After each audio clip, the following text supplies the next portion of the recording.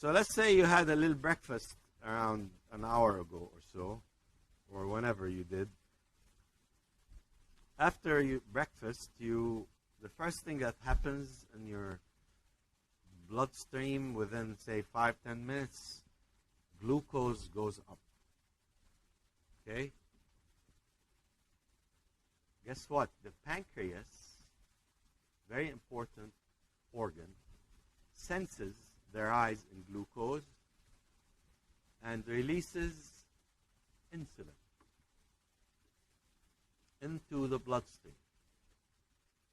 Insulin travels in the bloodstream and can reach a whole number of tissues, just about wherever there is circulation. It's going to look for a specific cell surface receptor called the insulin receptor. And it's going to bind to it, and it's going to give that specific cell, through the insulin receptors, specific instructions as what to do on the cell interior. Okay? So two things are happening here. One organ, the pancreas. Let's say the insulin receptor is on the liver. Communicates with the liver by releasing insulin. The liver receives that message through its receptor. So that communication is called intercellular communication between two distinct cells or two distinct tissues.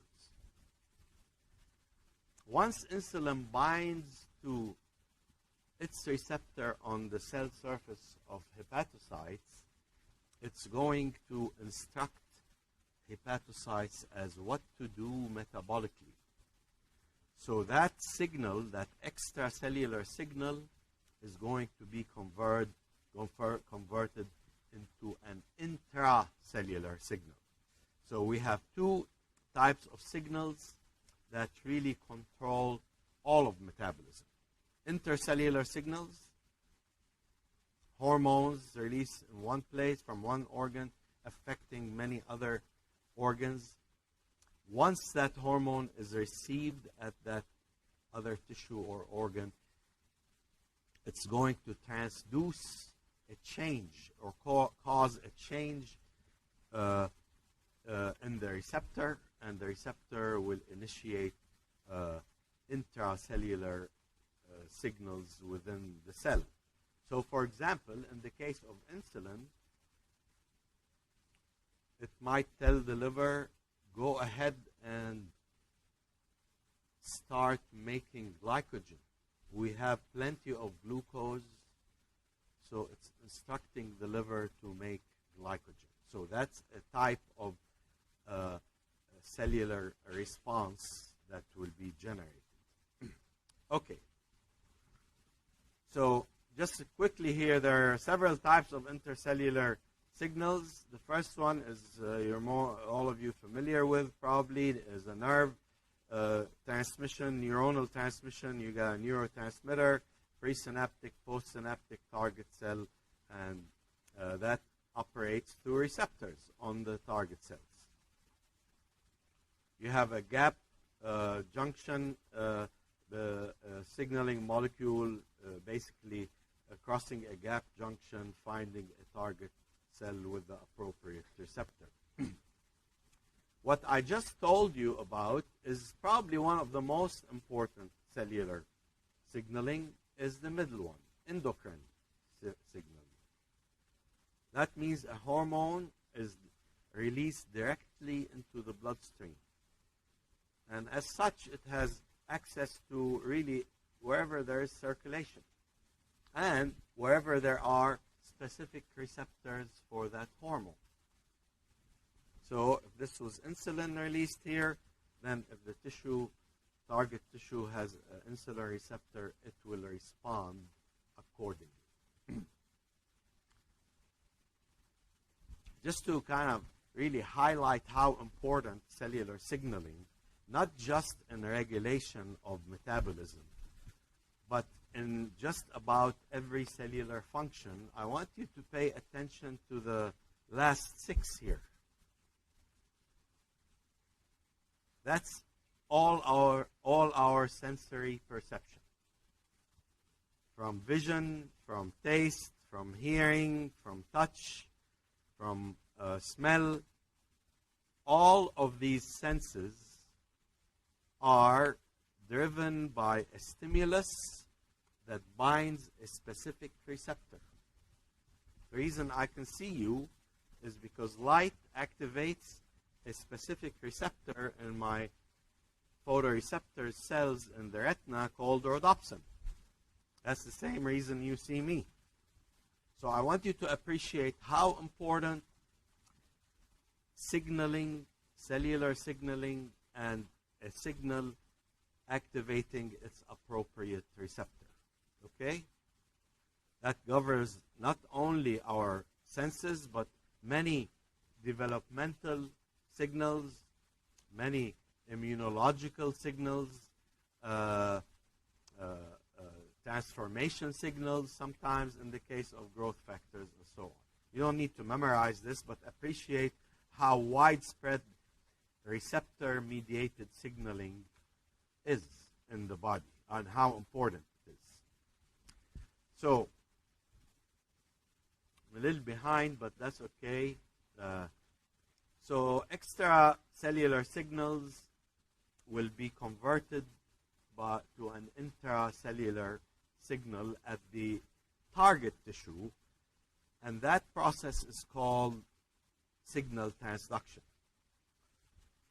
For that to occur, you have to have the appropriate receptor at the target tissue. It has to be stimulated by the appropriate signal.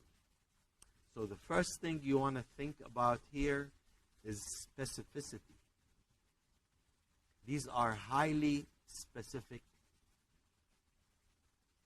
signals between a hormone and its receptor.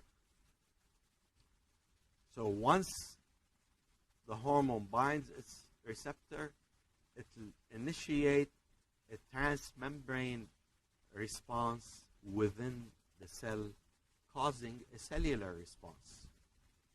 Okay? It could activate a pathway, it could inhibit a pathway, it could result in protein synthesis, and so on.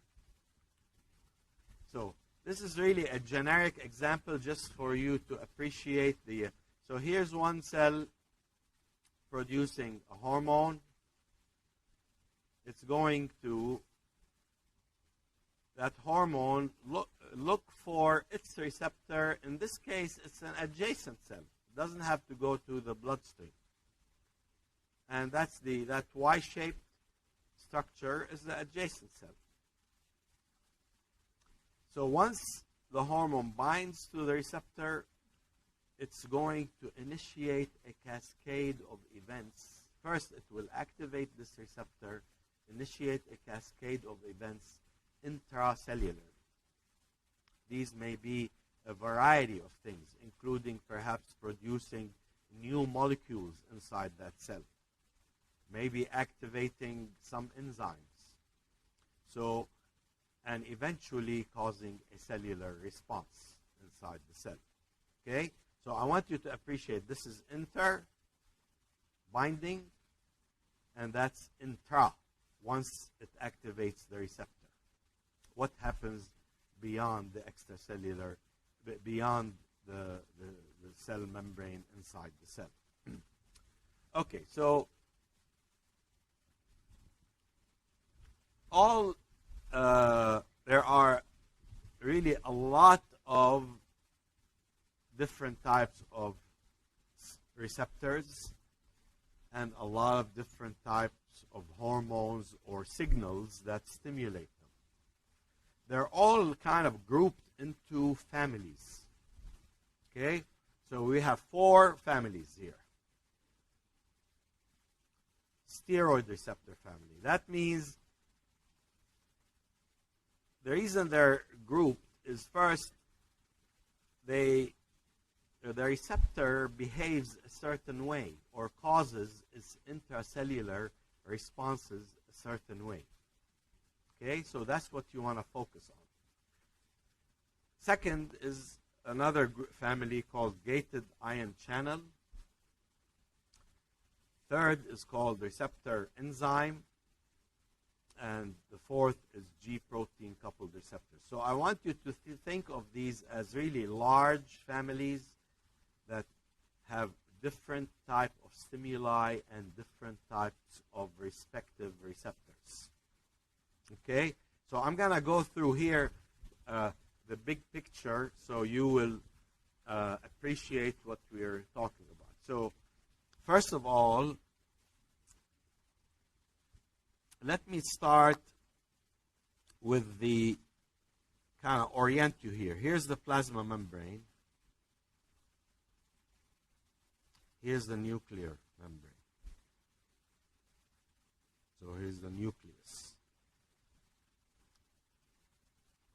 S is the stimulus, the extracellular stimulus. I want you to look at 2, 3, and 4. Here's one type of receptor.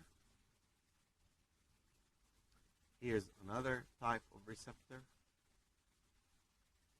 Here's a third type of receptor. What's common about all three of them is they're all part of the cell membrane. So they're cell surface receptor. That means the stimulus can find them, bind to them, and cause some change in that receptor.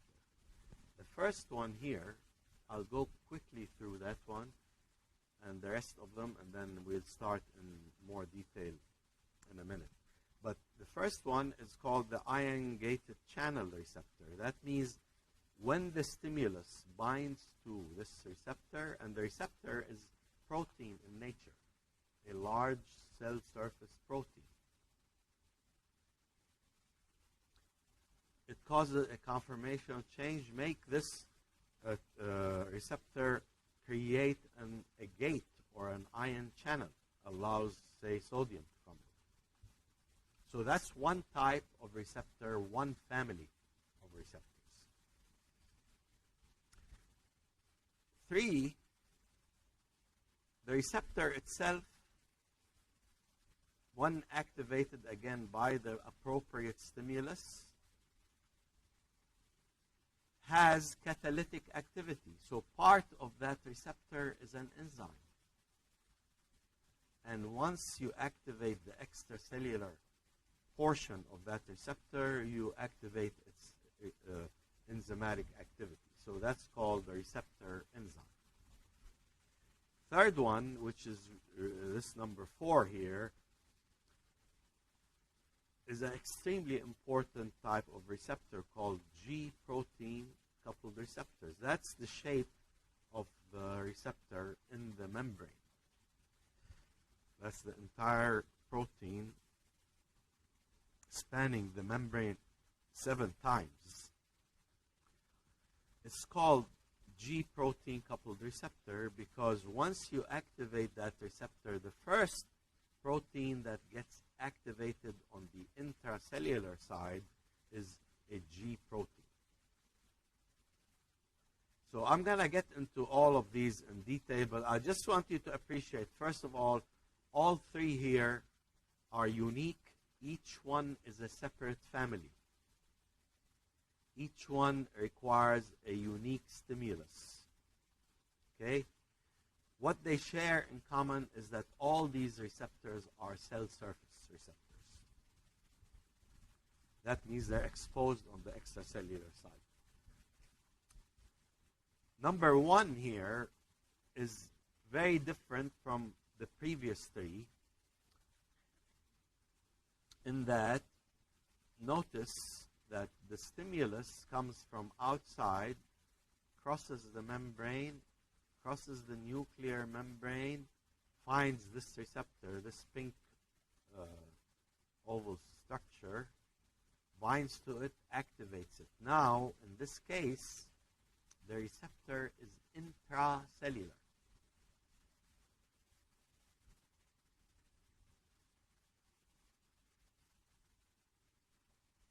The complex of stimulus and receptor is now able to change something inside the cell. And it does so by binding to a specific region in DNA, altering, typically increasing gene expression.